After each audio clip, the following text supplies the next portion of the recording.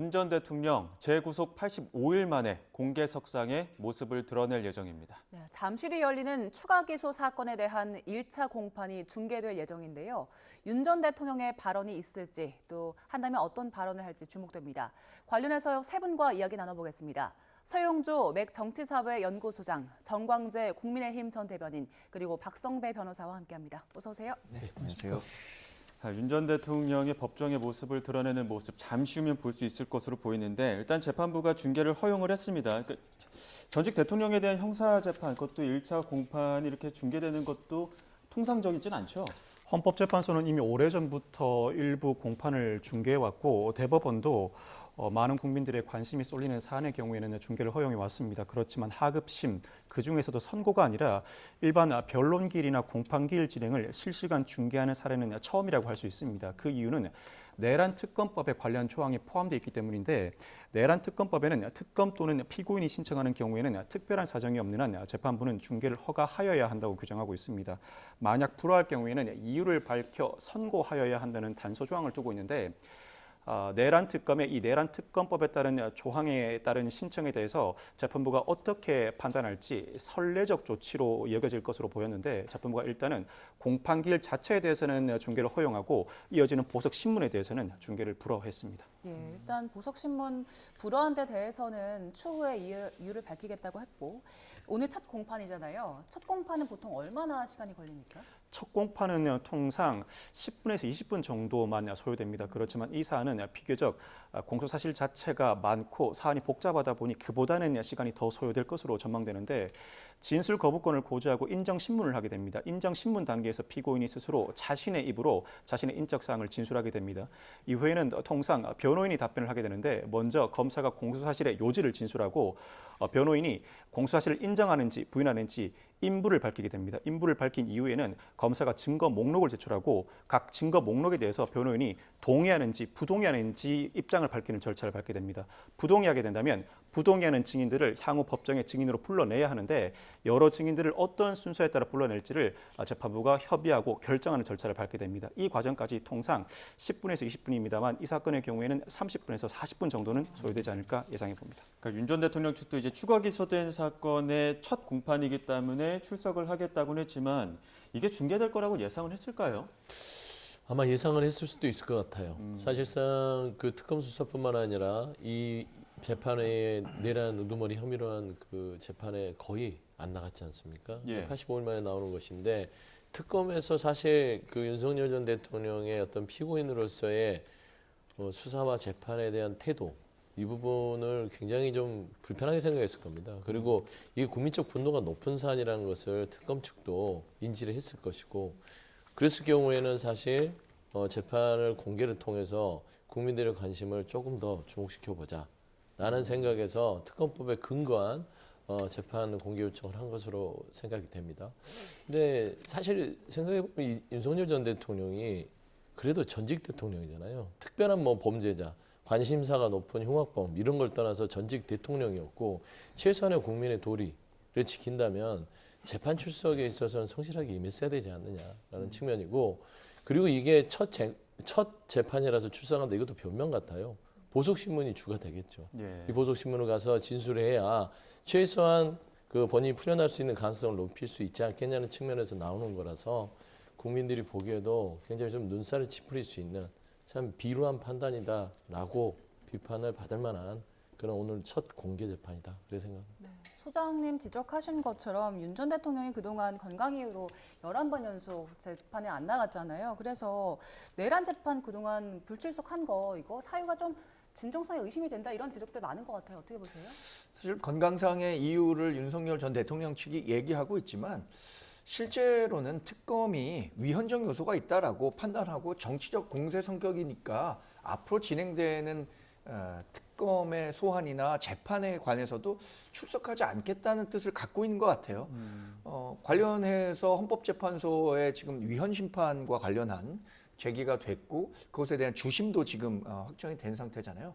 법원에도 위헌법률 심판 제청이 이루어졌기 때문에 윤석열 전 대통령 측으로서는 특검에 관련한 수사에 본인이 적극적으로 응할 수 없다라는 이야기들을 계속해서 하고 있는 것 아닌가라고 생각이 듭니다. 예. 지금 화면 보시는 게 김계리 변호사인데 그 주황색 캐리어를 들고 왔습니다. 법정에 이렇게 뭐 자료가 많아서입니까? 이렇게 캐리어를 들고 가는 경우가 있습니까?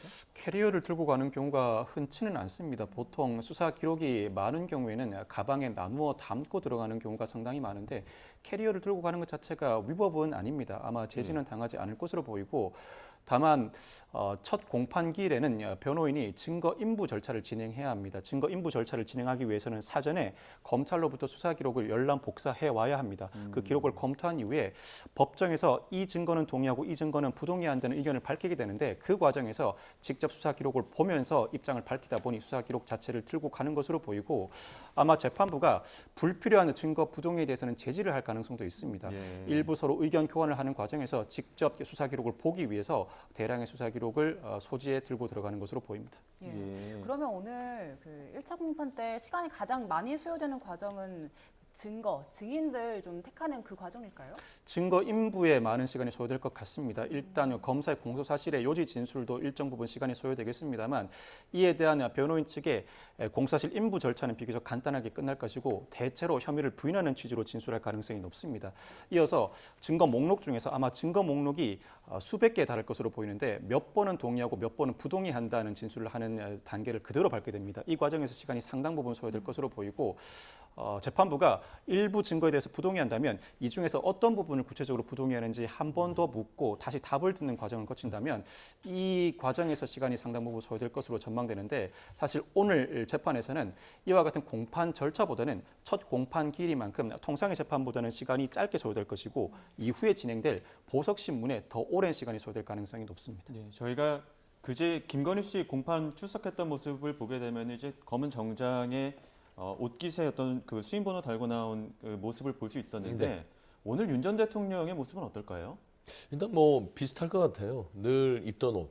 그러니까 처음에 구속 수감됐을 때 그 옷에다가 뭐 넥타이를 빨간색을 맬지 안 맬지 그 정도로 좀 뭐 주목하면 될 것 같고요. 예. 수임 번호도 구치소별로 다르다고 그러더라고요.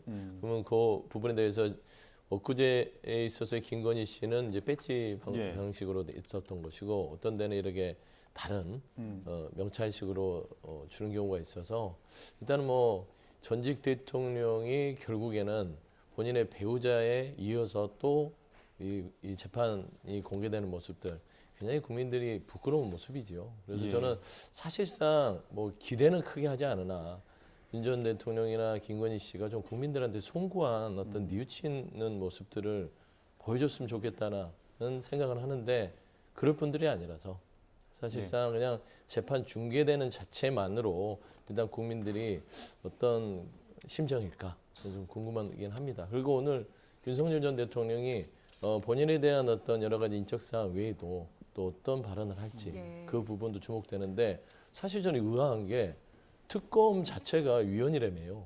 예. 그리고 위헌에 대한 심판을 했는데 왜 나왔죠? 그렇지 않습니까? 그래서 결국에는 보석신문 풀려나고 싶어서 억지로 나온 것이다 라고밖에 볼 수 없습니다. 예. 그동안 윤 전 대통령이 이제 재판에 임하면서 직접적으로 목소리를 내온 경우들이 있었는데 만약에 오늘 발언을 한다면 어떤 이야기를 주로 할까요?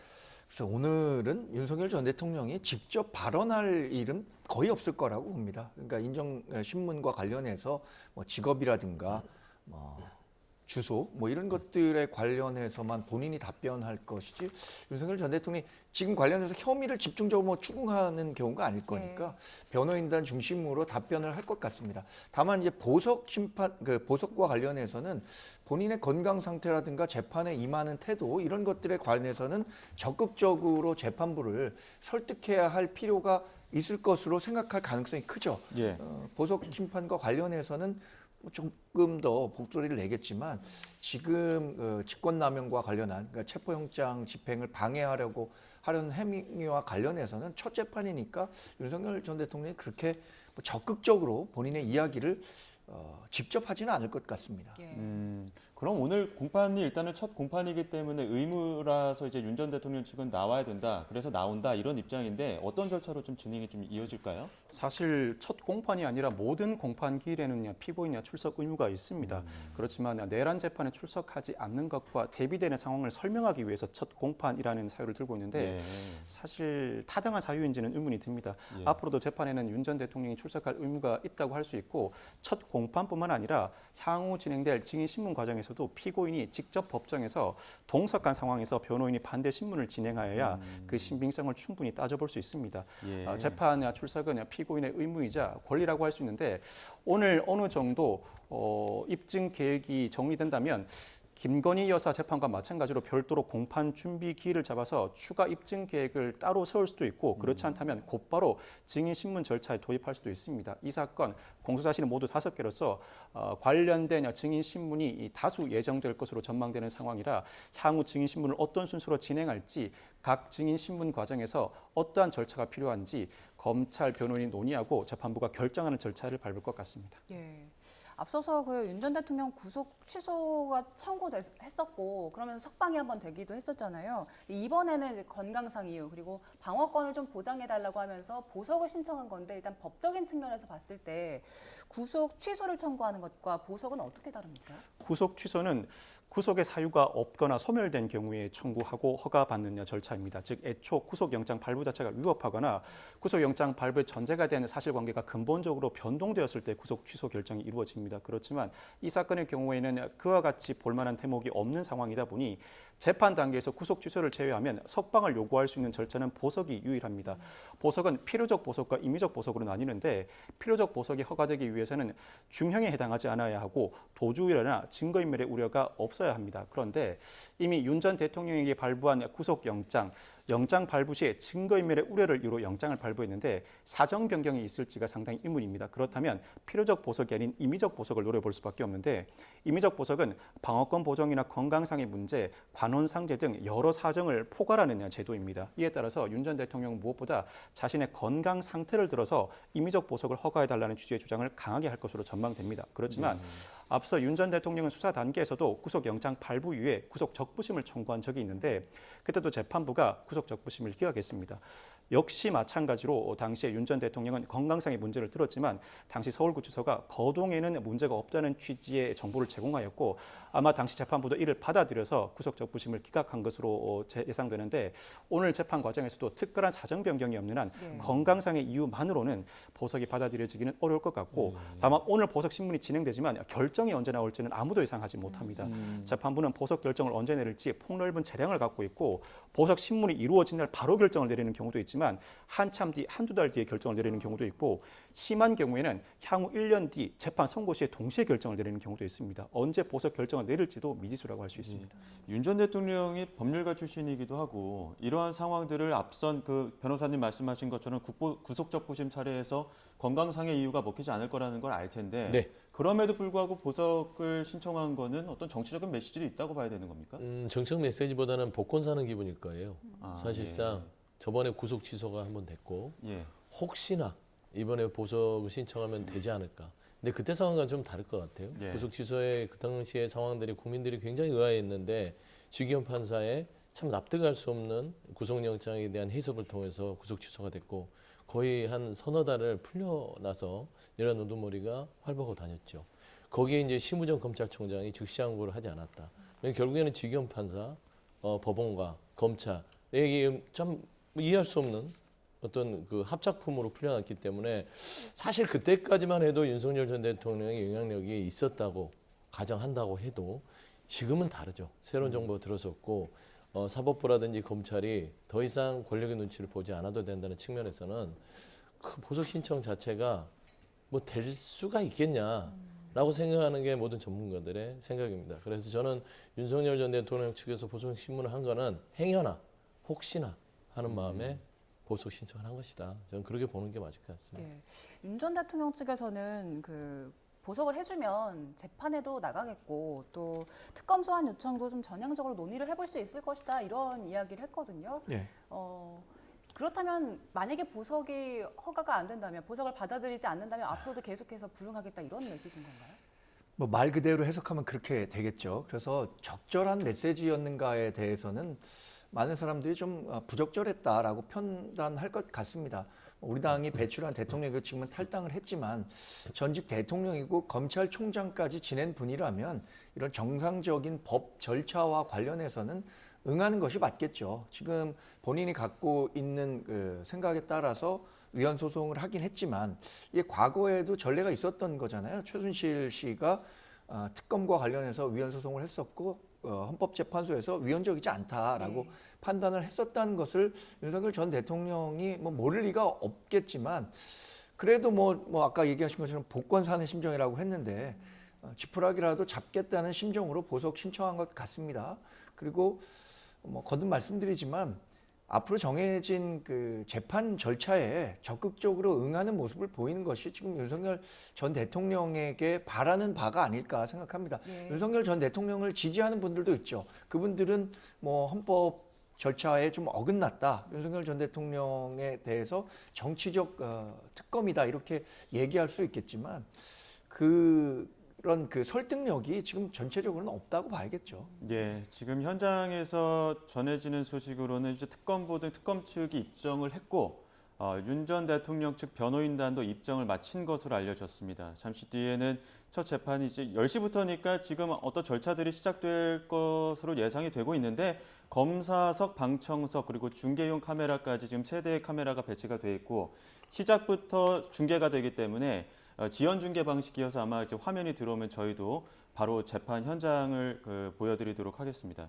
지금 보석 신문 관련 얘기를 했는데 일단 건강상의 이유는 앞서 여러 차례 기각이 된 사례가 있었고 지금 윤 전 대통령 측에서 이야기하는 부분 중에 하나는 뭐 김건희 특검이나 최혜병 특검 쪽에서 추가 기소하게 되면 주 4회 이상 재판을 받아야 되는데 방어권 보장이 안 된다 이렇게 얘기하고 있거든요. 이 부분은 보석 어떤 허가의 요인이 되지 않습니까? 요인이 될 수도 있습니다. 방어권을 적절하게 행사할 수 있도록 하기 위해서 불구속 수사와 불구속 재판을 원칙으로 하는 것이 대한민국 형사 절차의 기본이라고 할 수 있습니다. 다만 이와 같은 주장이 어느 정도 설득력이 있기 위해서는 기존 수사와 재판에 응하는 모습을 보여주었어야 하는데 보석을 신청하면서도 기존 내란 특검 기소 사건 그 내란 재판에서 10일의 연속 불출석하였을 뿐만 아니라 관련 기관의 수사 절차에도 응하지 않는 모습을 보인다면 재판부 입장에서는 여러 재판 절차가 예정되어 있는 상황이라 방어권을 보장해 주어야 한다는 생각이 들면서도 이대로 석방할 경우에 증거인멸 우려나 도주 우려를 그대로 내버려 둘 수 없다는 판단에 이를 가능성이 높아 보입니다. 현재까지 상황으로는 보석 신문 절차를 거친다고 하더라도 언제 보석 결정이 이루어질지, 보석 결정이 이루어진다고 하더라도 실제 보석 허가가 내려질지가 상당히 불분명한데 오늘 윤 대통령이 그동안 알려지지 않았던 상당히 타당한 보석 사유를 제시할지 귀추가 주목됩니다. 윤 전 대통령 측이 지금 얘기한 방어권 보장이라는 게요. 그 변호사들과 좀 접견하고 재판 준비하는 걸 충분히 하기가 어렵다라는 건가요? 사실 구속된 상황에서는 방어권에 일정한 제약이 따르기 마련입니다. 물론 변호인 접견은 일반 면회와 달리 폭넓게 보장되고 시간 제한도 없습니다. 일반 면회와 달리 녹음도 진행하지 않고 변호사와는 수사 기록을 사이에 두고 온갖 이야기를 주고받을 수 있는 절차가 보장은 되지만 무엇보다 불구속 상태여야 당사자가 직접 사실관계를 확인하고 관련 자료를 수집하는 데 상당히 용이합니다. 불구속된 상태에는 제3자나 변호사를 통해서만 일부 자료를 수집하거나 사실관계를 확인해야 하는데 일정한 제약이 따를 수밖에 없습니다. 즉 방어권 행사를 위해서는 불구속 상태의 재판이 원칙이긴 합니다만 그럼에도 불구하고 도주 우려나 증거인멸의 우려를 이유로 구속영장이 발부되었다면 구속 상태로 재판을 받아야 하고 보석 신문에서 보석 허가 결정을 이끌어내기 위해서는 이와 같은 우려에도 불구하고 보석이 반드시 허가되어야 할 급격한 건강 상태의 악화나 방어권의 중대한 제약 사유를 피고인 측이 적극적으로 입증해내야 합니다. 예, 잠시 후 10시 15분부터입니다. 15분부터 이제 본격적인 공판이 시작될 것으로 보이고 시작이 되면 저희가 현장 화면들을 좀 전해지는 대로 바로 보여드리도록 하겠고요. 그 특검 측에서, 그러니까 내란 특검 측에서 윤석열 전 대통령 측에 2차 그 소환 통보를 하지 않았습니까? 30일에 오라고. 네. 근데 이 과정에서 윤 전 대통령 측에서는 뭐 주말에 올 수 있다, 방문 조사는 가능하겠다 이런 이야기도 전해졌었는데 그런 이야기 한 적 없다 하면서 조금 혼선이 있었던 것 같아요. 그러니까 내부적으로 정리가 안 되는 부분들은 분명히 있는 것 같습니다. 근데 중요한 거는 본인들이 입맛에 맞춰서 특검 출석할 수는 없죠. 지금 말씀한 대로 저는 보석 신문을 신청한 자체도 보석 신청을 한 자체도 의아한 거예요. 예. 예를 들면 특검에 대한 전반적인 이 수사 자체를 다 부인하는데 그 부인하는 특검의 방어권을 왜 행사합니까? 방어권이라는 게 존재하지 않잖아요. 우리 박 변호사님도 얘기했지만 최유수한 재판의 성실하게 임하고 특검의 수사에 임하면서 본인의 방어권이 굉장히 제약받고 있다. 이렇게 주장하면 나름대로 뭐 재판부라든지 보는 여러 가지 국민적인 여론도 그럴 수 있겠다 하지만 아예 부정하지 않습니까? 그러면 방어권도 존재하지 않고 사실상 조사에 대한 어떤 의견 자체도 이게 혼선이 있다고 평가 자체도 필요 없는 거라고 저는 생각합니다. 그래서 저는 사실상 윤석열 전 대통령은 가장 지금 필요한 거는 재판부가 신속하게 이 내란의 행위에 대한 여러 가지의 그 여론들이 더 이상 지속되지 않도록 저는 조희대 대법원장과 사법부가 이 내란 재판을 빨리 끝내는 거. 이게 이 나라의 안정과 국민들의 여러 가지의 질서, 그다음에 정서적인 또 안정감을 줄 수 있는 거라서 저는 이런 평가를 계속 윤석열 전 대통령의 재판을 하면서 참 마음이 좀 답답해요. 예. 왜 이런 부분을 우리가 계속해서 논의해야 되는지. 윤석열 전 대통령은 법의 테두리에서 지금 재판도 받지 않고 수사도 받지 않는 사람이다. 저는 그렇게 평가할 수밖에 없어서 오늘 재판 자체도 참 이게 국력 낭비다. 예. 그렇게 생각이 됩니다. 자, 저희는 계속해서 재판 이야기를 좀 나눠보겠습니다. 화면을 통해서 윤 전 대통령 측 변호인단이 도착한 모습 앞서도 전해드렸고 김계리 변호사 들어오는 모습 계속해서 전해드리고 있고요.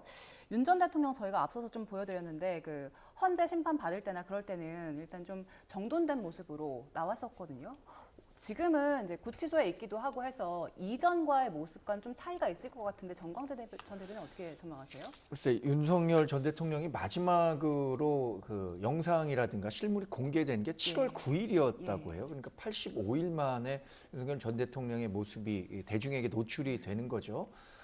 이동 과정 중에는 일반 그 사람들과 똑같이 뭐 수갑을 차고 오는 것으로 알고 있는데 그러나 그 재판정에서는 그렇게 하지 않죠. 뭐 과거와 그렇게 큰 차이가 있을지는 모르겠습니다. 지금 건강상의 이유를 많이 얘기하고 있는데 지금 건강상의 이유가 가장 큰 것이 다 알려졌다시피 당뇨병과 그거에 따른 그 안구 질환, 황반 변성과 관련한 문제잖아요. 그런 것들이 이렇게 크게 눈에 띄게 변화가 있었을 것 같지는 않고요. 뭐 과거에 박근혜 전 대통령도 재판을 받는 과정에서 머리 스타일을 어떻게 했느냐 뭐 이런 것들이 관심이 됐지만 뭐 그런 측면에서 과거와 아주 많이 다른 모습이 연출될 것 같지는 않습니다. 그 김건희 씨도 구속 전후에 특검 조사 받으러 갈 때 모습들 그리고 그 첫 재판에 출석할 때 모습이 이전의 특검 조사 때와는 좀 상반됐기 때문에 그 모습에 대한 이야기들도 많았었거든요. 글쎄 뭐 김건희 여사가 많이 달랐다는 것은 동의하기는 좀 어려운 측면도 있는 것 같습니다. 뭐 여성이니까 뭐 화장을 못한다거나 머리 손질을 좀 못했기 때문에 달라 보였을 수는 있겠지만 뭐 윤석열 전 대통령 같은 경우에는 뭐 조금 살이 빠지지 않았을까 저는 뭐 개인적으로는 예상해 보는데 과거에 그 재판정에 나왔을 때 모습과 아주 많이 다를 것 같지는 않습니다. 염색 못하셨기 때문에 뭐 흰머리가 많이 좀 늘었겠죠. 지금 저희가 그 중계 내용들을 잠시 후에 전해드릴 텐데 법원이 중계를 허용하긴 했습니다만 생중계는 아니고 녹화된 내용을 언론사에 넘겨서 언론사가 다시 이제 중계하는 방식입니다. 그러니까 이른바 지연 중계인데 이러한 방식을 선택한 어떤 배경도 있을까요? 무엇보다 개인정보를 보호하기 위해서 비식별화 조치를 거쳐야 합니다. 헌법재판소는 이미 오래전부터 변론기를 실시간 중계 허용해 왔지만 헌법재판소조차도 엄밀히 말하면 실시간 생중계가 아니라 녹화방송 중계였습니다. 그 법정용 카메라로 촬영한 이후에 이 촬영물을 언론사에 제공하고 언론사가 스스로 비식별 조치를 취한 다음에 일반 대중에 공개하는 절차를 취해왔는데 법원 하급심에 실시간 중계 방식도 이 헌법재판소와 대법원 전례를 그대로 따르게 됩니다. 그렇지 않게 되면 불필요하게 개인정보가 노출될 가능성이 높기 때문입니다. 통상 헌법재판소의 실시간 중계 현황의 전례를 살펴보면 재판을 마친 직후 그날 또는 중간중간 삽입되어 있는 휴정 기간 중에 그 일반 대중의 그 촬영물이 공개돼 왔는데 오늘 재판도 언제 종료될지 예단을 할 수 없습니다만 종결되고 얼마 지나지 않은 시점 그리고 보석 신문이 한창 진행되는 시점에 공판기일 촬영물이 일반 대중에 공개될 것 같습니다. 말씀드린 것처럼 재판이 생중계가 아니라 지연 중계가 되기 때문에 저희가 그 재판정 내 모습 어떤지 일단 전해지는 바만 좀 전해 전달을 해드리겠습니다. 일단 내란 특검 쪽에서는 박억수 특검보를 포함해서 6명의 검사가 재판에 출석을 하고요. 윤 전 대통령 측에서는 김홍일, 송진호, 김계리 변호사 등이 출석을 합니다. 그리고 카메라가 3대가 배치될 텐데 피고인석, 검사석, 그리고 방청석 등의 중계 카메라 3대가 배치될 것으로 보입니다. 저희가 이후에 이제 지연 중계돼서 들어오는 화면들은 함께 전달을 해드리도록 하고요. 윤 전 대통령 지금 재판을 받고 있는 게 이제 크게 2개인데 하나는 내란 혐의고 오늘 받는 게 직권남용으로 추가 기소된 추가 재판입니다. 혐의가 이제 크게 어떤 것들이 있습니까? 오늘 재판은 크게 5가지의 공수사실로 나뉘어져 있습니다. 주요 공수사실을 살펴보면 지난 1월 공수처에 체포영장 집행을 저지한 특수공무집행방해, 나아가서 비상계엄 당시 일부 국무위원에게 사전 통지를 하지 않음으로써 국무위원회 계엄심의 의결권을 침해한 직권남용, 나아가 계엄 선포문을 사후에 작성했다가 폐기한 허위 공문서 작성 행사, 대통령 기록물법 위반이 포함되어 있습니다. 여기에 계엄 사령관들, 즉 군 사령관들의 비합본 기록을 삭제 지시한 대통령 경호법 위반 교사 혐의가 주요 혐의로 포함되어 있는데 공수사실은 모두 5가지로 구성되어 있고 윤 전 대통령이 이 공수사실에 대해서 어떠한 취지로 인부를 할지가 주목됩니다. 예, 그러니까 오늘 김건희 씨 공판의 경우에는 일부 화면들만 나왔기 때문에 뭐 생년월일이나 뭐 직업 이 정도의 발언들만 나왔지만 오늘은 지연 중계입니다만 처음부터 끝까지 다 나옵니다. 네. 그러다 보면은 윤 전 대통령도 어떤 발언을 할 수 있는 기회가 있을 수도 있는데 네. 혹시 정책인 메시지 나올 가능성은 어떻게 보십니까?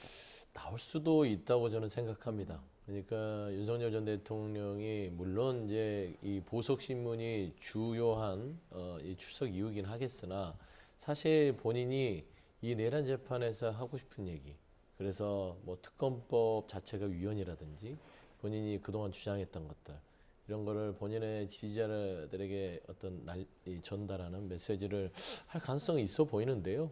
그게 이제 재판부가 허가를 할지는 모르겠어요. 그래서 이 재판과 무관한 얘기일 수도 있어서 그래서 저는 사실 그럴 가능성을 아예 배제할 수는 없으나 저는 담백하게 보석 신문에만 집중하고 나머지 재판은 인적사항 외에는 변호사들이 대부분 대응하지 않을까. 좀 그렇게 예측이 됩니다. 정 전 대변인께서 어떻게 보십니까? 관련해서 뭐 재판의 부당성, 특검 조사의 부당성 이런 것들을 얘기하려고 하는 뭐 시도는 있을 수도 있을 것 같아요. 예. 그런데 재판부에서 그거 허용하겠습니까? 재판부에서 재판과 관련 없는 이야기라고 적극적으로 제지를 하겠죠. 근데 그런 그 위험성을 감안하면서까지 윤 전 대통령이 적극적으로 그런 정치적 메시지를 낸다거나 하는 것까지 하지는 않을 것 같아요. 저는 그래서 아까 말씀드린 것처럼 김건희 여사도 마찬가지입니다. 뭐 주민등록번호라든가 주소지라든가 직업 이런 정도 인정신문에만 대답했던 걸로 알고 있는데 윤석열 전 대통령도 그러지 않을까 싶은데요. 예, 그 변호사님 법적인 측면에서 어떻습니까? 윤 전 대통령이 오늘 그 공판에서 만약에 정치적인 메시지 같은 것들을 낸다면 본인의 재판에 좀 유불리가 영향이 있겠습니까? 첫 공판기일에 피고인 스스로 발언할 기회는 크게 2가지로 볼 수 있는데 첫 번째는 인정신문 단계에서는 온전히 변호인 개입 없이 자신 스스로 자신의 인적사항을 밝혀야 합니다. 둘째는 공수사실 인부 절차에서 통상한 변호사가 인정한다 또는 이러이러한 이유로 부인한다는 취지로 답변을 하면 재판장이 피고인에게 변호인 의견과 동일합니까? 라고 물어봅니다. 이 질문에 보통은 피고인이 네 라고만 답을 하는데 이때 피고인이 재판장으로부터 발언 기회를 얻어서 구체적으로 공수사실 인부와 관련된 진술을 할 수는 있습니다. 그 과정에서 이러이러한 이유로 공수사실을 부인한다. 나아가서 그동안의 특검 수사가 부당했다는 취지의 발언을 할 수도 있을 것 같은데 사건과 직접 연관되지 않은 발언이라면 재판부가 제재할 것이고 첫 공판 기일인 만큼 이 발언 자체로 직접 재판에 영향을 미친다고 보긴 어렵고 향후 장기간 지속될 증인신문과 재판 진행 과정에서 피고인 당사자가 어떠한 태도를 취하는지가 재판 선고 결과에 직접 영향을 미칠 것 같습니다. 보통 그 첫 공판이라는 게 한 5분에서 10분 정도인데 김건희 씨 같은 경우에도 한 40분 정도 진행이 됐고요. 오늘 같은 경우에도 통상보다는 좀 시간이 걸릴 것으로 예상하십니까? 통상보다는 시간이 걸릴 것으로 예상합니다. 그 이유는 공수사실 자체가 5가지로 많은 편이고 공수사실 인부 절차를 밟는 과정에서도 변호인 측이 어떠한 사유로 부인하는지를 나름 상세하게 진술할 가능성이 높을 뿐만 아니라 모두 5가지의 공수사실이다 보니 증거 인부 이후에 부동의하는 증인들이 상당히 많을 것입니다. 어떠한 취지로 부동의한다는 증거 인부와 이를 받아들이는 절차에도 시간이 소요되고 그렇다면 향후 어떠한 수수로 증인 신문을 진행할지 논의하고 재판부가 결정하는 데도 시간이 상당 부분 할애될 것으로 전망되기 때문입니다. 이 과정에서 아마 40분 정도는 소요될 것 같고 이에 따라서 통상 다른 재판 길과 달리 재판부가 오전에는 다른 재판 일정을 잡지 않고 오로지 이 재판, 즉 첫 공판 기일과 보석 신문 일정만 잡아두었을 가능성이 높아 보입니다. 예. 예.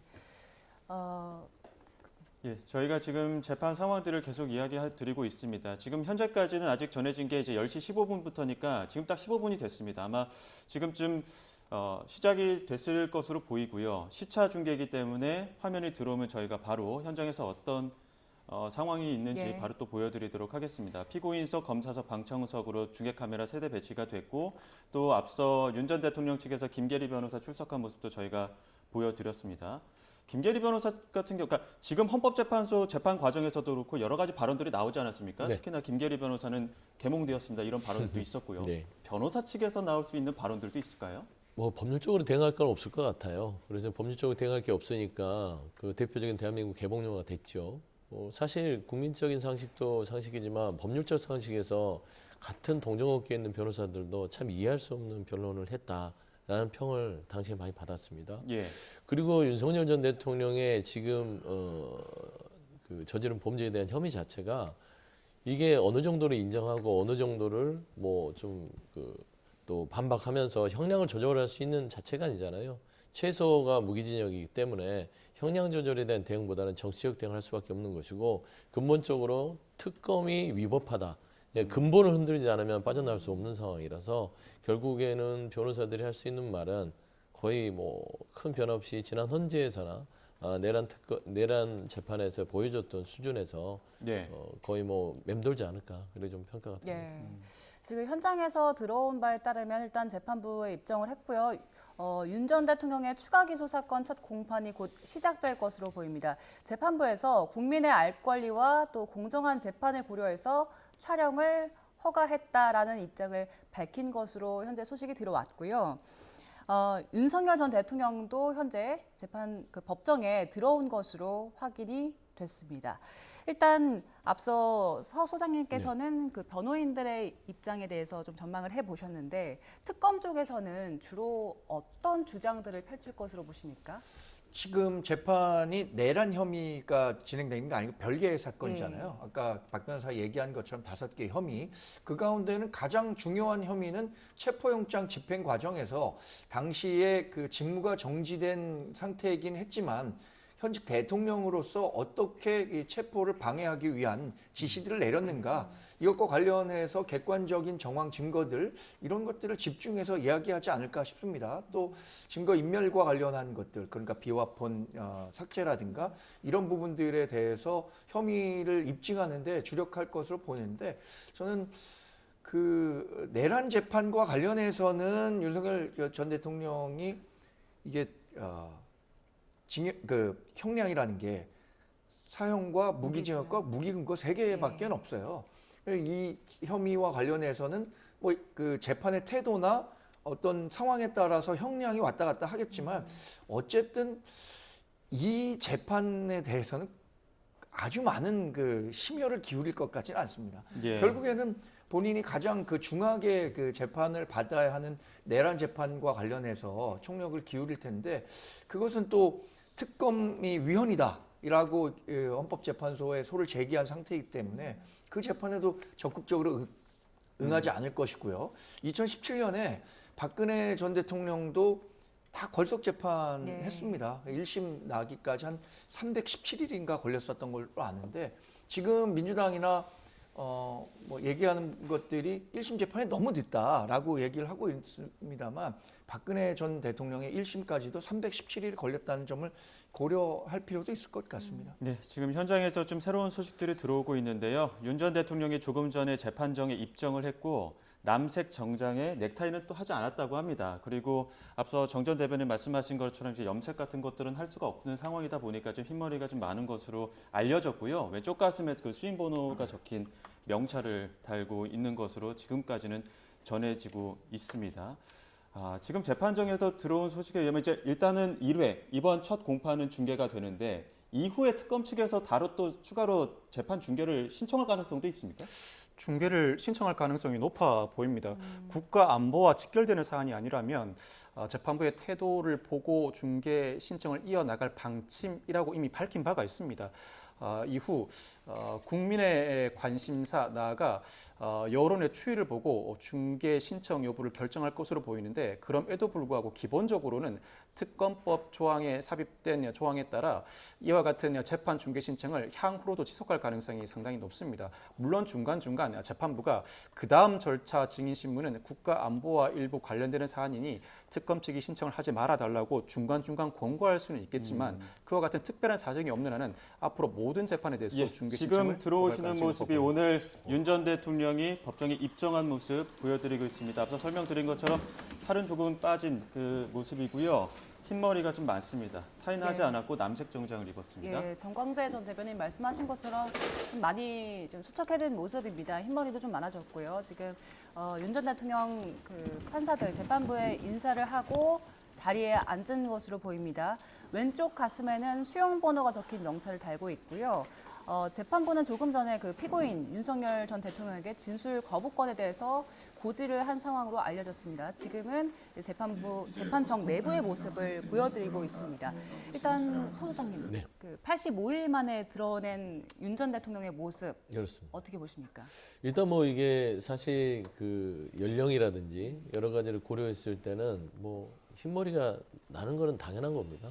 이게 이제 염색을 하고 사회활동을 하다 보니까 우리가 이제 다른 모습을 보다 흰머리가 나니까 뭔가 엄청나게 이게 뭐 건강이 악화되거나 뭐 수척해졌다는데 그리고 윤석열 전 대통령의 이제 식습관이 변했잖아요.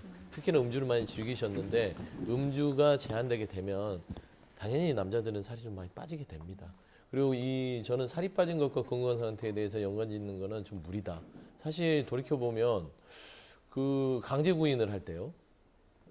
이 속옷 차림으로 이 저항을 할 때도 그 교도소 내에서도 특수 인원들이 10명이 들어갔는데도 그거를 완력으로서 거부할 수 있을 만큼 건강 상태가 나쁘지 않다. 그리고 구치소에도 건강 상태에 대해서는 뭐 일단은 거동에는 전혀 이상이 없다고 했기 때문에 일단 그 연령에 맞는 그리고 식습관 변화에 따른 정상적인 모습으로 지금 출석한 것이라고 보면 될 것 같고요. 예. 사실 저는 저런 이런 변한 모습보다는요. 마음이 변했으면 좋겠어요. 사실 이제는 조금 본인이 한 일에 대해서 좀 뉘우치고 그래도 지난 3년간 국정 책임자로서 국민들한테 송구한 마음을 좀 표현할 수 있는 그런 마음이 변하는 것들을 기대하는 것이지 그럼 뭐 염색을 하지 않아서 어떤 흰머리가 많은 모습 또 음주를 많이 하지 못하거나 식습관 자체에 대한 제한으로 해서 살이 빠진 모습 이런 것들은 별로 그렇게 놀랍지는 않다. 네. 좀 그렇게 말씀드립니다. 그 재판부에서 진술 거부권 고지를 했는데 그 진술 거부권 고지에 윤 전 대통령이 고개를 끄덕인 것으로 알려졌고요. 또 국민참여재판 희망 안 하느냐 이렇게 또 묻는 질문에 윤 전 대통령이 고개를 끄덕였다 이렇게 전해지고 있습니다. 정 전 대변인께서는 어떻게 보셨습니까? 오랜만에 윤석열 전 대통령이 이렇게 대중에게 공개됐는데 어쨌든 우리나라를 한 3년 가까이 통치했던 분의 모습이 조금 좀 초췌하고 건강도 아주 좋아 보이는 상태는 아닌 것 같아요. 그래서 참 착잡합니다. 이렇게 뭐 말씀드릴 수밖에 없는 게 지난해 12월 3일에 있었던 계엄과 관련해서는 이미 헌법재판소에서도 사법적 판결을 다 내린 거잖아요. 그래서 파면이 됐었고 이런 연원들까지 다 고려하게 되니까 또 우리 당에서 배출한 대통령이었고 했다는 네. 측면에서 상당히 착잡하고 아쉽고 그렇습니다. 대통령일 때 굉장히 당당했던 모습들을 많이 뵀었는데 이렇게 법정에 들어오는 모습 보고 하니까 머리를 또 상당히 굉장히 짧게 네. 자르셨네요. 예. 지금 법정에서 들어오는 소식에 따르면 일단 윤 전 대통령은 인정신문에서 작은 목소리로 대답을 했다고 하고요. 현재는 박억수 특검보가 공소사실 요지에 대해서 설명을 하고 있는 것으로 확인이 됐습니다. 윤 전 대통령 늘 재판정 나갈 때 빨간색 넥타이를 하고 갔었거든요. 그런데 오늘은 또 타이를 하지 않았는데 여기에 대한 해석도 좀 나올 것 같아요. 그러게요. 빨간색 넥타이를 한다는 것은 본인이 갖고 있는 어떤 정치적 자산을 지지자들에게 보여준다는 측면도 있을 것 같아요. 지금 뭐 보시는 것처럼 저도 붉은색 계열의 넥타이를 항상 하고 다니고 본인이 국민의힘 소속 후보로서 대통령에 당선됐고 지금도 지지하는 분들이 대부분 국민의힘 지지자들과 교차하지 않겠습니까? 그래서 빨간 넥타이 멜 가능성도 있다고 봤는데 왜 안 했는지에 대한 해석 뭐 나올 수는 있을 것 같습니다. 근데 지금 당장 제가 어떤 이유로 안 했을 것이다라고 말씀드리기 좀 어려울 것 같네요. 예, 저희가 말씀하시는 중에 김성수 변호사도 지금 다 함께 하고 있습니다. 법리적인 문제들은 김성수 변호사에게 여쭙도록 하겠습니다. 김성수 변호사도 지금 보시는 것처럼 현장에서는 인정신문이 있었고 윤 전 대통령이 작은 목소리로 대답을 했습니다. 또 박억수 특검부가 공소사실 요지를 설명하고 윤 전 대통령이 정면을 응시한 채 청취를 하고 있다 이렇게 전해지고 있는데 어떤 절차가 진행되는 걸로 보십니까? 예, 지금 현재는 이제 검사의 모두 진술이라는 절차가 진행되고 있는 것으로 보입니다. 그래서 이 절차가 이제 오늘이 첫 공판 기일이지 않습니까? 그러면 첫 공판 기일에서는 이 절차가 인정신문이라고 해서 이 앞서 봤던 이 피고인이 본인이 맞는지에 관해서 뭐 이름이라든지 직업 그리고 뭐 본적 이런 것들을 통해서 확인하는 절차가 있습니다. 그리고 그 다음에 이 검사의 모두 진술이라고 해서 이 범죄 혐의에 관해서 설명을 하는 이 절차가 있습니다. 재판부에 설명을 하게 되는 이 절차가 있고 이 다음에는 이제 피고인 측에서 이 부분 모두 진술이라고 해서 이 검사의 혐의에 관해서 의견을 제시하는 이 부분에 대한 절차가 진행이 될 것이고 이후에 증거 인부라든지 이런 증거와 관련한 절차까지도 진행이 될 수가 있는데 오늘 첫 공판 기일에서 어디까지 진행할지에 대해서는 조금 더 지켜봐야 되는 것으로 보입니다. 예, 저희가 앞서 혐의 이제 5가지를 간단하게 짚어봤었는데 오늘 재판에서 시간이 가장 많이 소요될 걸로 보이는 게 증거와 증인 인부 절차일 네. 것이다라는 전망을 했었거든요. 그 혐의 5가지 중에서 어떤 사안을 두고 증거나 증인 선택에 있어서 치열하게 막 붙을 걸로 보세요? 일단은 특수공무집행 방해와 직권남용 부분인데요. 당시 이제 그 정당한 체포영장 발부에 대해서 경호처를 사실상 본인을 사병처럼 활용했던 걸 우리가 전 국민이 목도를 했고 심지어 우리가 이제 총이라도 쏴서 막아야 된다는 식으로 했던 그런 증언들 이런 것들이 이제 특검을 통해서 확보가 됐고 구체적으로 직무가 정지된 상태에서 경호처가 아무리 대통령에 대한 경호를 담당한다 하더라도 이게 공권력에 대한 부분들을 막았었기 때문에 이 부분은 사실 증거와 증언이 많이 확보됐을 것 같아요. 경호처에 당시 했던 간부들도 특검 수사를 통해서 여러 가지 진술을 했었을 것이고 비아폰에 대한 여러 가지 증거 포렌식 작업도 이루어졌기 때문에 사실 이 전직 대통령이 이 법원에서 발부된 체포영장을 2번이나 거부하고 경호처에서 본인이 내란 노드머리 혐의를 받고 있음에도 그거를 형의화시키려고 노력했다라는 측면들은 굉장히 조금 그 증거로서의 제시하는 특검 측과 변호인 측의 어떤 인정과 불인정의 좀 공방이 치열할 것 같다. 네. 지금 현장에서는 특검 측이 PPT로 국제적인 그 공소 사실을 좀 설명을 하고 있는 것 같고요. 국무회의 정족수가 채워지자 일방적으로 계엄을 선포했다. 이런 주장을 지금 특검 측에서는 하는 것 같습니다. 직권남용 혐의다 보니까 이런 주장들은 어떤 근거가 되겠습니까? 예, 일단 이 부분 같은 경우가 지금 혐의가 국무위원들이 이 계엄에 대해서 심의 의결을 할 수 있는 권리가 있습니다. 그런데 지금 이 부분 도착하지 않은 국무위원들이 있었고 통지 자체에 대해서도 의문이 있다는 것이죠. 그렇다 보면 이 부분은 결국에는 고의로 국무위원의 계엄 심의 의결권을 침해한 것이 아니냐라고 보는 것이고 이것이 직권남용 권리행사 방해죄가 된다는 것이 이 특검 측의 의견인 겁니다. 그래서 이 직권을 남용해서 공무원이 직권을 남용해서 이 어떤 사람의 권리 행사를 방해하는 경우에 이 부분이 성립하는 것이기 때문에 그렇다라고 한다면 이 국무위원회 계엄 심의 의결권에 대해서 어떤 권리가 있는 것인지를 설명을 하고 그리고 이 과정에서 사실관계를 설명을 함으로써 실제로 이 부분 침해가 됐다라고 지금 특검 측에서는 주장을 할 것이기 때문에 그 주장에 관해서 어떠한 증거가 있는지 이런 부분이 추후에 이제 다퉈질 것으로 예상이 됩니다. 예, 오늘 그 증인과 증거도 좀 다툴 가능성이 있어 보이는데 그 국무회의 정족수가 채워지자 일방적으로 계엄을 선포했다. 이 부분, 이 주장에 대해서 특검이 증명을 하려면 어떤 증인들, 어떤 증거들 내세울까요? 예, 일단은 이 증인들 이게 이제 출석을 하게 되는 이 절차가 진술 조서들이 있습니다. 지금 증거로 나온 진술 조서들이 있을 것이고 이것에 대해서 이제 피고인 측에서 이 부분에 동의할 수 없다라고 한다면 그때는 이 진술들에 대해서 증인 신문을 통해서 다시 한번 듣는 이 절차를 거치게 되는 것이고 아마 지금 국무위원들에 대해서 이 특검 측에서는 진술을 받았던 이 여러 가지 이제 보도가 있었습니다. 그렇다라고 한다면 이 부분 이 부인을 하는 동의하지 않는 이 증인들에 대해서는 결국에는 다시 한번 이 증인 신문을 통해서 이 사실관계를 재판부에서 다시 한번 확인하는 이 절차를 거치게 될 것이기 때문에 이 국무위원들 중에 이 보도가 나왔던 참고인으로 진술했던 이런 당사자들이 아무래도 출석할 가능성이 높지 않을까 생각이 됩니다. 네, 현장에 좀 추가적으로 들어온 특검 측의 그 공소 사실 설명 내용을 보게 되면요. 윤 전 대통령의 위헌적 계엄을 위해서 국무회의를 무력화했다. 그리고 비상계엄은 단순한 보고사항이라고 볼 수 없다. 국무회의에 참여하지 못한 이들의 심의권을 침해했다. 이렇게 지금 특검 측에서 PPT로 구체적으로 사실 설명을 하고 있는 것으로 보이는데 이런 부분에 대해서 정 전 대변인 보시기에는 윤 전 대통령 어떻게 좀 반론을 제어할 것으로 보십니까? 일단 국무회의와 관련한 규정을 보면요. 예. 국무회의는 구성원 과반수의 출석으로 개의하고 출석 구성원 3분의 2 이상의 찬성으로 의결한다라고 돼 있어요. 지금 특검에서 얘기하는 것은 국무위원들의 의견을 다 듣지도 않은 상태에서 본인의 결정에 따라서 그냥 계엄을 선포했다는 것을 얘기하고 있는 것이잖아요. 윤석열 전 대통령으로서는 본인이 갖고 있는 대통령 권한의 일부였다. 계속해서 비상대권 관련한 이야기를 했었던 거 아닙니까? 근데 이 비상대권이라는 개념이 뭐 아마 1987년의 개헌을 통해서 대통령이 갖고 있는 비상대권이 삭제된 것으로 아는데 그래서 계엄과 관련해서도 여러 논란이 있었던 거잖아요. 그 부분을 윤석열 전 대통령에서 주장하고 있는 거죠. 당장 오늘부터 그런 이야기들을 할 수 있을지는 모르겠습니다만 국무회의 의결과 관련해서 침해가 있었다라는 특검의 주장에 대해서는 그건 대통령 그 고유의 권한이다라는 점을 강조하려고 할 것 같습니다. 예, 지금 특검 쪽에서 이야기하는 그 공소 사실 설명에 대해서 윤 전 대통령은 의자 등받이에 기댄 채 정면을 응시하면서 별다른 반응은 보이지 않았다고 하고요.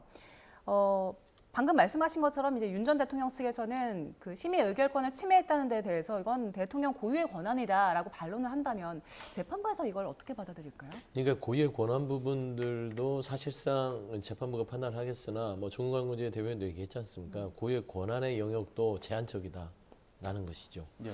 그리고 이제 사실 이 국무위원회 정족수 부분들인데 이 정말 계엄에 이를 만한 결정을 할 때 국무위원회 회의에 준하는 형태를 갖췄느냐, 그냥 머릿수만 채웠느냐 이거거든요. 그러니까 머릿수가 오자마자 바로 그냥 브리핑 녹화했던 걸 틀어버리는 거죠. 비상계엄.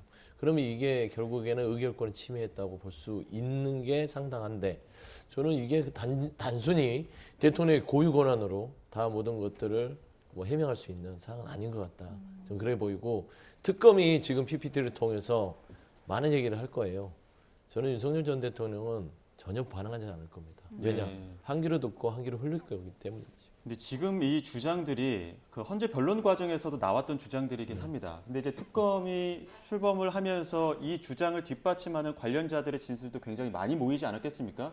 그럼 여기에 따른 또 윤 전 대통령의 대응이라든지 특검 측의 더 무게감 있는 주장이라든지 이런 것들도 좀 달라질 것 같은데 어떻습니까? 예, 맞습니다. 그 부분에 대해서 결국에는 지금 현재는 이 특검에서 보고 있는 범죄의 혐의는 이런 부분이고 이에 대한 사실이 이것이다라는 것을 서명하고 있는 거지 않습니까? 그리고 그 탄핵 심판 당시와 지금 다른 부분은 추가적으로 여러 가지 수사를 통해서 진술이 확보된 상황입니다. 그러면 특검 측에서는 해당 진술을 봤을 때 이러한 사실관계가 형성이 되는 것이고 해당 사실관계를 봤을 때는 이 특정 형사적인 처벌의 대상이 된다라는 것을 지금 주장을 하는 것이기 때문에 이와 관련해서는 결국에는 증명의 문제로 넘어가게 될 것이고 이 증명의 문제를 어떻게 판단할지 이 법원의 이 증명에 대한 이 단초를 제공하는 것이 결국에는 이 증인신문이라든지 여러 가지 증거 인부 이런 것들이기 때문에 결국에는 일단은 이 부분에 대해서 사실관계 특검에서 보는 주장은 이러하다라는 것을 설명을 하고 증명에 대해서는 추후에 이제 여러 가지 공판이 열리지 않습니까? 그럼 이 공판 과정에서 어떻게 증명되는 것인지 이것들을 보게 되는 그런 절차가 진행된다 이렇게 볼 수 있습니다. 예, 그리고 지금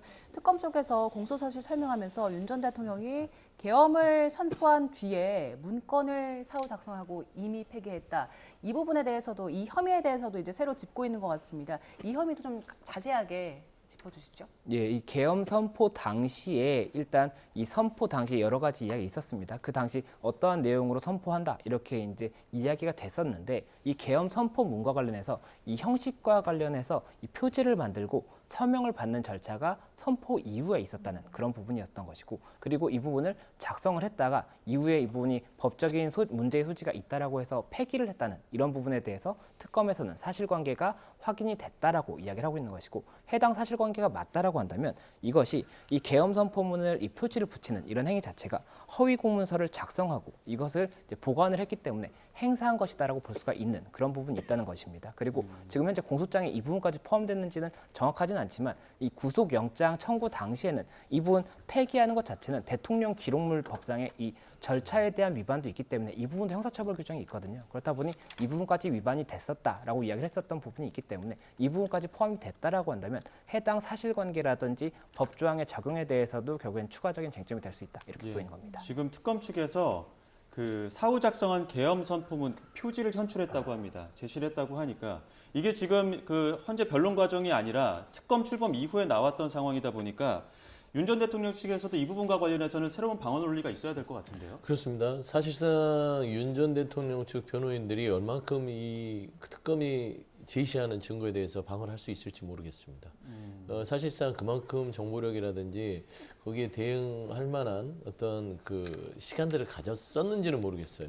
그리고 특히 특검 측이 이번 재판을 준비를 잘하겠다고 그랬습니다. 그러면은 본인들이 확보한 증거들을 많이 가지고 왔을 가능성이 있어서 예. 사실상 변호인 측에서는 그냥 어떤 근거 없이 부동의할 가능성들이 높다. 좀 그렇게 봅니다. 예. 정 전 대변인께서 어떻게 보십니까?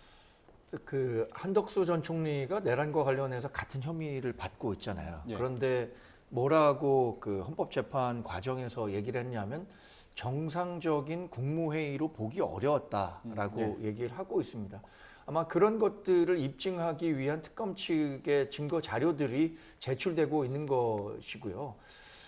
어떤 법리적인 상황, 객관적인 정황들만 놓고 보면 윤석열 전 대통령이 굉장히 불리한 상황에 있는 건 맞죠. 그러니까 파면도 됐고 지금 재판을 받고 있는 것인데, 그럼 윤석열 전 대통령 측에서 반박하려고 하는 어떤 법리적 증거들에 대해서 재판부가 얼마나 인정할 것인가, 아주 어려운 재판을 하게 된 것은 뭐 본인도 잘 알고 있을 겁니다. 그래서 아까 말씀드린 것처럼 내란 재판의 그 형이 워낙 무겁기 때문에 예. 이것은 약간 뭐 부수적으로 진행될 가능성도 있다고 봐요. 그러니까 이 재판에 변호인단이 총력을 기울여서 그 변호에 나설 것 같지는 않고 오히려 이 내란 재판과 관련해서는 그게 이제 무죄가 되면 다른 것들도 다 잇따라서 유리한 고지를 겸할 수 있을 것으로 보기 때문에 그런 식의 변호 전략을 짜지 않을까 예상해 봅니다. 예, 그 변호사님께서는 법적인 측면에서 봤을 때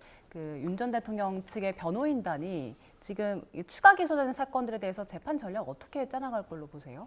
예, 일단 이 재판 전략이라는 것은 두 가지입니다. 형사사건 같은 경우에는 사실관계를 어떻게 특정하는지가 가장 중요하다고 볼 수가 있고, 그리고 해당 사실관계가 어떠한 법조항에 해당이 되는 것인지 이 부분을 다투게 되는 것이 이제 또 다음으로 중요하다고 볼 수가 있는 것인데, 이 사실관계 특정에 관해서는 앞서 말씀드렸던 것처럼 이 증거가 있지 않습니까? 증거들 중에 증인신문을 통해서 확인되는 이 진술에 관한 증거 이 부분이 있을 것이고, 또 뭐 CCTV 영상이라든지 뭐 메모라든지 이런 것들에 대한 증거가 있을 것인데, 해당 증거들이 지금 현재 특검이 주장하고 있는 사실관계를 증명할 수 있는지에 대해서 다투는 이런 부분이 한 가지가 있을 것이고, 또 한 가지가 해당 사실관계가 성립이 됐다라고 했을 때 지금 현재 특검 측에서는 해당 사실관계가 어떠한 형사적인 처벌의 대상이 되는 행위다라고 이야기를 하는 이 법적인 해석에 대한 부분을 이야기하고 있는 것인데, 이에 대해서도 법적인 해석이 다퉈질 수 있는 것이거든요. 그렇다 보니 이 두 가지 전략에 대해서 각각 진행을 할 것으로 보이고, 그 과정에서 증인신문이 일단 사실관계에 관해서 중요하다라고 볼 수가 있는 것이고, 이 법적인 해석에 관해서는 결국에는 이 나중에 결국에는 판결 전에 이 부분 법적인 해석에 대해서 다시 한번 주장을 하는 기회가 있을 것이기 때문에 그 부분은 나중이다 이렇게 조금 전략을 나눠서 생각하고 있지 않을까 생각이 듭니다.